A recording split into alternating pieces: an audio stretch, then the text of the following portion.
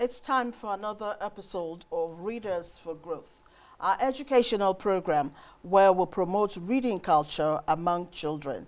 I am Busola Faiga Okpeolu, and this week I have Favor Osea. How are you? Fine, thank you, ma'am.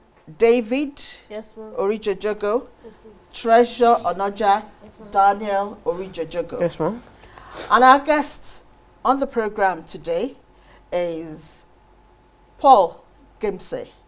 Paul Gmsay, you're welcome on to Readers for Growth. Thank you, madam. Thank you very much. Okay.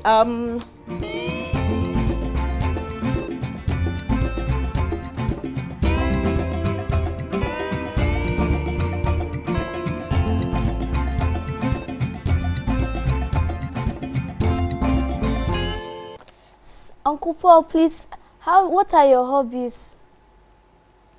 Yeah, okay. Thank you, Favor, for that good question. My hobbies, of course, first one is reading. The second one is I enjoy playing golf. And the third one is I enjoy going outdoors.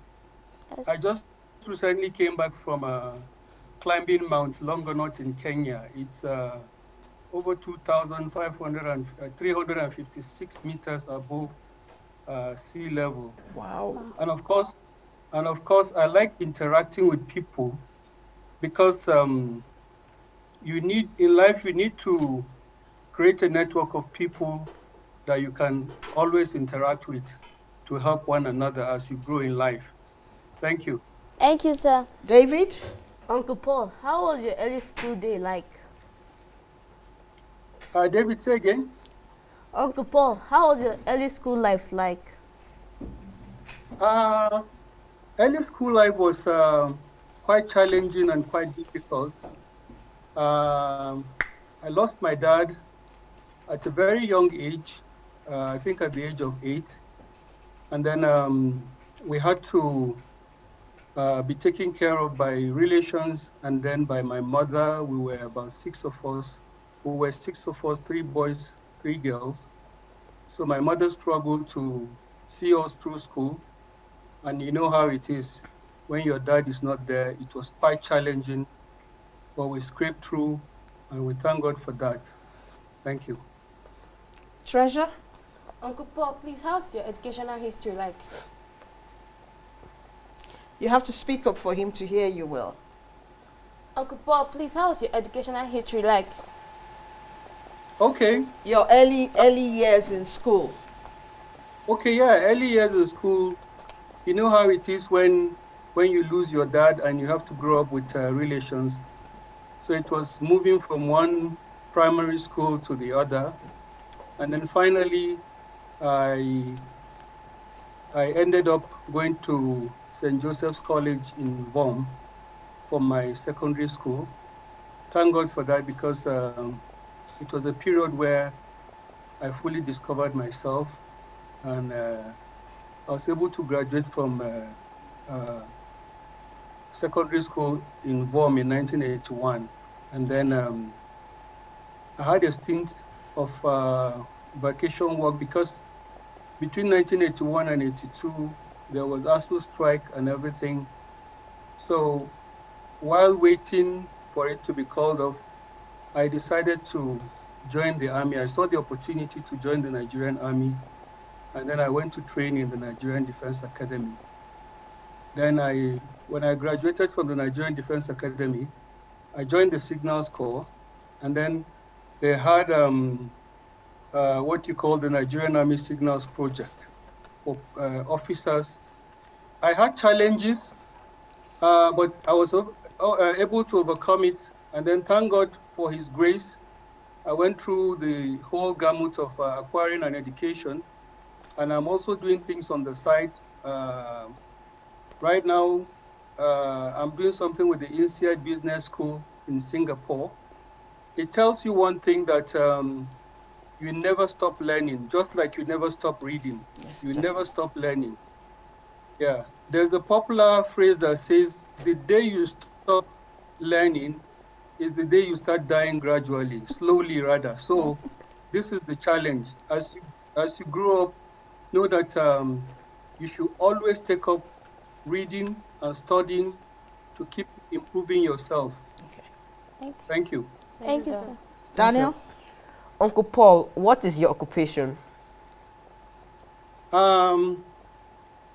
Right now,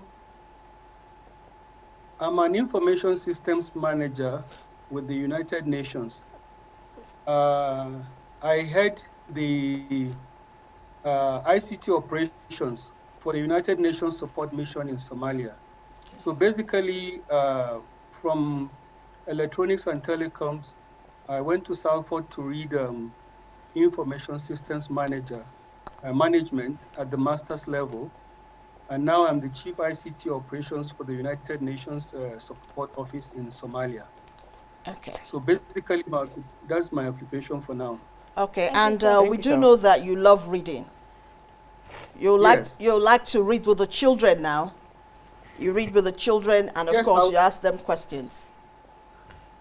Okay, I'll gladly do that. So I'm reading from chapter 19 of Adamu and his horse. And so I'll start reading. Yeah. Ah, my horse, my horse. Adamu yelled in a strange, fearful frenzy. He fell in a heap on the horse. The horse had not actually died, but soon it jerked violently, and then it was quiet. Quiet peacefully, for it was dead. A cloud of darkness fell on Adamu. His horse was dead. The death, which had narrowly missed it in the desert, had finally caught up with it. Perhaps the same fate will soon befall Adamu, its owner. To Adamu, the death of his horse was very painful. He wailed and wailed to the surprise and pity of the city head, the elders and other onlookers. While the elders were consoling the guest of their head, the head was busy searching every part of the body of the dead horse for the 7 black incisions. To him, finding the marks was more important. Then suddenly he stopped. His face lightened with a broad smile. People were aghast and fearful at the disposition of their head, in spite of the misfortune of his guest. The head moved close to Adamu and consoled him. My brother, it is all over. Stop crying. The horse has done its bit. He comforted him until Adamu stopped weeping. Were you aware of any marks on your horse? No, my horse had no marks, replied Adamu in a trembling voice. But I tell you, your horse carried marks on its body. No, Adamu then recalled that his father had talked about the hidden feature on the animal. It was this hidden feature which his father was to show him when he asked him to bring the horse. But before he could do so, the old man was dead, and Adamu never discovered until now the thick black incisions under the hair of the horse's left earlobe. It was a mystery. With his head bowed, the head held Adamu's hand affectionately, leading him into the inner chamber of the big mansion. You're welcome now. I know you are the son of my father's master. I'm equally the son of my father, who was your father's slave. I am not ashamed to say this, because that is the truth, and everybody in this city knows the truth. This is the reason we do not have an emir. My father talked kindly of your father. He told me your father was not his master, but his father. Your father did not treat my father as a slave, but as a freeborn and as a friend. My father was so concerned for him that he wanted to go on a search for him before death suddenly took him. He told me that before your respected father left that fateful morning because of the famine, he had told him that if he did not return for the treasure of immense value himself, he would send an errand. How will my father know that the errand was from your father? Both of them agreed that whoever will come for the treasure must come on your father's horse, only horse. Horses do look alike. How would my father ascertain that the horse the errand person rode was truly his master's? Again, they agreed. They made the 7 thick black incisions on the horse. Whosoever did not come on the marked horse was not from him.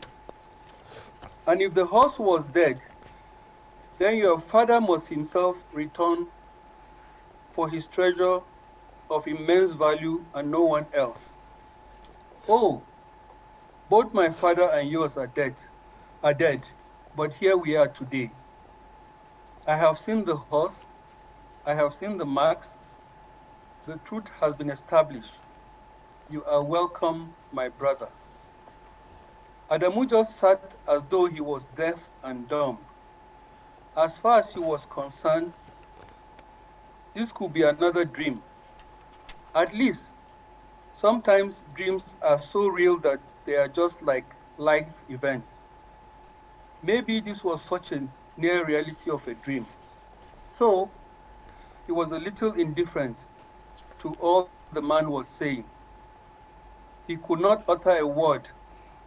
But as he listened to the head, his mind shifted again and again to his beloved horse, whose dead body was lying outside in the cold. The head rose again and went into another chamber. He returned with a bunch of long and heavy keys. He held the bewildered Adamu by the hand and led him out of the chamber to another building within the compound. Fierce-looking young men with their locally made guns guarded the house. Again, Adamu's heart sank at the sight of the gunmen. Maybe the head could not be trusted after all, in spite of all he had said. With the keys in his hand, the head began to open one after another the iron doors that led into the only big chamber of the building. At the opening of the last door, Adamu stood face to face with several huge deposits of precious stones, gold, diamond, and others, which he had never seen before until then. A handful of such precious stones were what many people in their lifetime had labored for, but never got until their death. But here they were in heaps and mounds. The precious stones were a stupendous sight. The head did not say a word. He led the way out of the chamber, locking back the doors one after another. He led the way to a mansion built with different colors of shining stones, standing isolated from the other buildings in the compound. Weed had overgrown its surroundings. Again, with the keys in his hand, Turaki Musa, my Aiki, began to open the doors, leading to the rooms in the mighty building. The rooms were many and mighty. The beautiful decorations in the rooms and the main chamber were beyond words. After he had gone round the rooms, the head led the way without saying a word.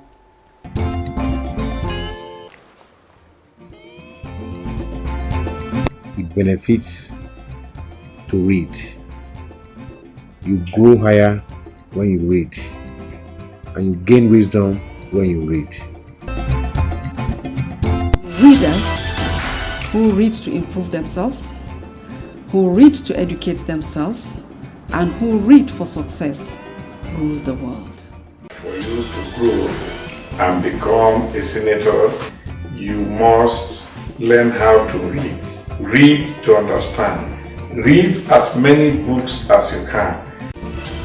Reading helps you develop yourself intellectually, academically,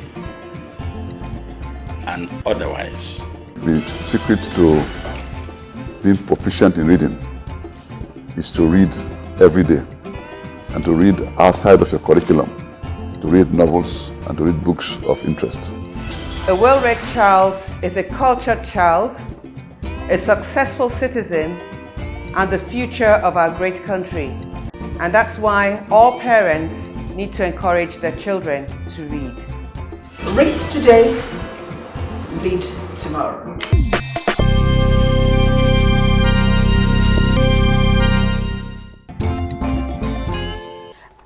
So now I think you ask them one question each. Close your books. Okay. Close your books to make sure you're following his reading. Okay, now is my time to ask questions. Yes. So I'll start with Favor. Favor, what do you think? Why was Adamu crying? Sir, he was crying because of the loss of his death, of his horse. He lost his horse, and his horse has been his companion throughout the journey. So the death of his horse came as a big hit to Adamu. Adamu had to cry. He wasn't strong enough. Okay, very good one. Thank you, sir. Yeah. David? David? David, the next question is for David. Why did you think the head of the elders smiled despite what happened to Adamu's? What happened to Adamu? The head of the elders smiled because he saw the 7 black incisions which his father so much talked about. Okay, yeah, straight to the point. That's very good because while others were busy crying, wailing, he was looking for something different, and that was the 7 marks, the incisions on the horse. Okay. So when he found it, he had no choice but to smile. Okay, good one. Treasure next. Treasure is next. Yes. Treasure, did Adamu know that the horse had incisions, those 7 marks? Did Adamu know about it from beginning? No, sir, he had no idea about it. No, sir, he had no idea. Okay. Yes, he had no idea about it, you know. It was an arrangement between Adamu's late dad and then the head of the head of the chief. Yes. So Daniel is next. Daniel? Daniel, do you remember the name of the head of the elders? It was mentioned there towards the end. Do you remember the name? Yes, sir. Musa Tuanki Meaiki was the name of the head of the elders. Okay, excellent. Turaki Musa Meaiki. Yes, that is the name of the elders. Thank you very much. Okay, this is a very important point for parents. I can tell you that I'm a beneficiary of reading. I benefited a lot from reading. And how did it start? As a very young child in those days when I was in my early secondary school, I used to, whenever I was going on an errand, I will stop by, there was a kiosk around our neighborhood where they used to sell newspapers early in the morning. I would stop by and then I would see people reading newspapers. And then they coined the name Free Readers Association. So I joined that group, and I began to improve on my reading skills because I could read. I was very interested in reading beautiful writers of those days, people like Jonathan Ishaku, Dele Giwa, Dele Giwa, Ray Epu, Dari Babarinsa, Mohammed Ibrahim. There were a lot of excellent writers for The Guardian then, and then MK Abiola's Concord, and then several other newspapers. And that began to shape my interest in reading. I kept wondering how they had ways with words. They could narrate stories. They wrote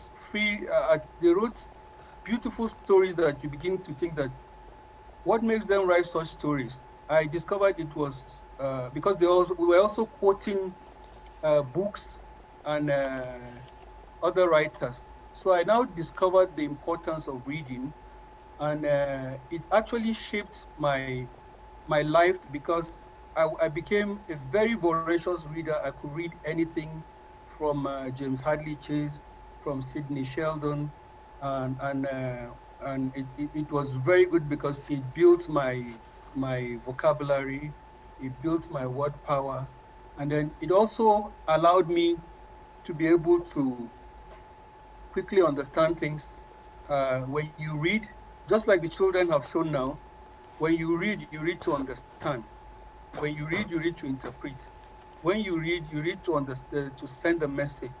So I took up that interest in reading, and I've imparted it to my kids.